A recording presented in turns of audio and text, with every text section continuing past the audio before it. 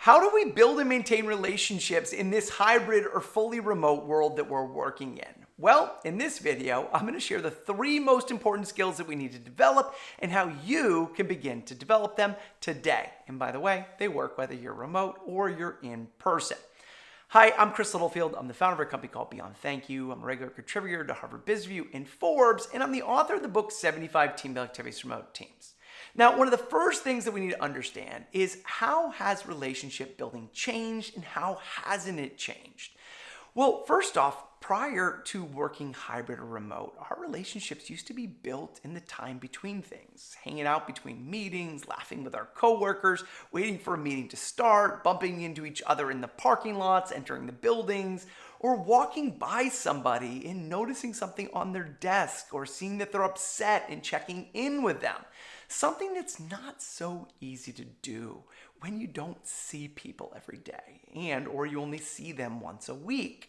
And so the main way that our relationship building has changed is prior we had all this impromptu time to build it, where now we don't. And so we have to be much more intentional. So our relationships are now built in virtual meetings, town halls, via our communications in Slack, Teams, or whatever your internal chat is, phone calls, and if you happen to be on social media with your coworkers, your interactions on there as well. Sometimes good, sometimes not good. You be the judge of that.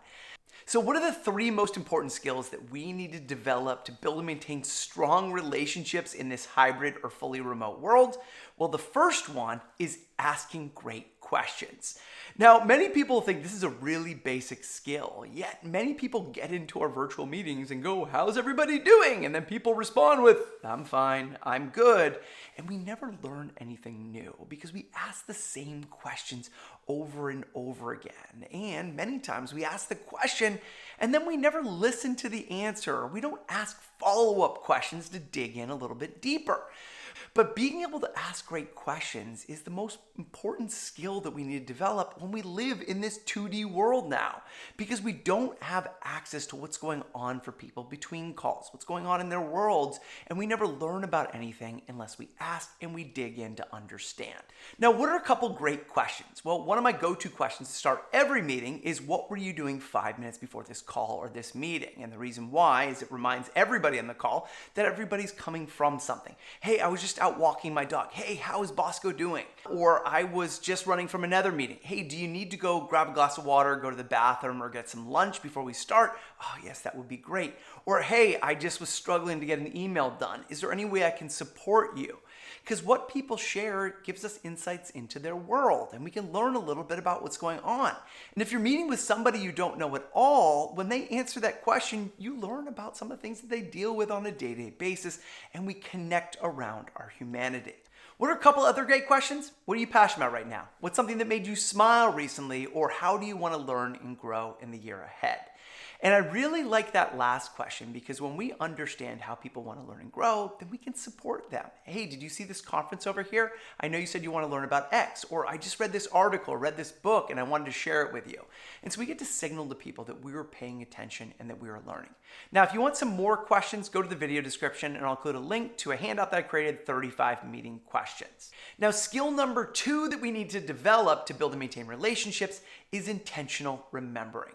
Now, it's one thing to ask questions, but people are going to be sharing things in passing, and it's when we remember those details and follow up on it that it really sends a message to people that we care. Now, when I was 20, my dad died very suddenly of a brain aneurysm. And, if you've ever lost somebody, then everybody's around that first week or month and asking you, and how are you doing? And then everybody just kind of goes back to their life. But a good friend of mine, Lindsay, must have put it like a note in her calendar, because every month she would check in. Hey, how are you doing? I was thinking of you. And then after a year, she would check in every year on the anniversary. And that small gesture that took her probably less than a minute made me feel like she really cared when nobody else tended to remember. And so as a coworker, as a boss, people are going to share things in passing like, yeah, my kid's home sick today. Well, put a little note in your calendar to follow up next week. Hey, how is your son feeling?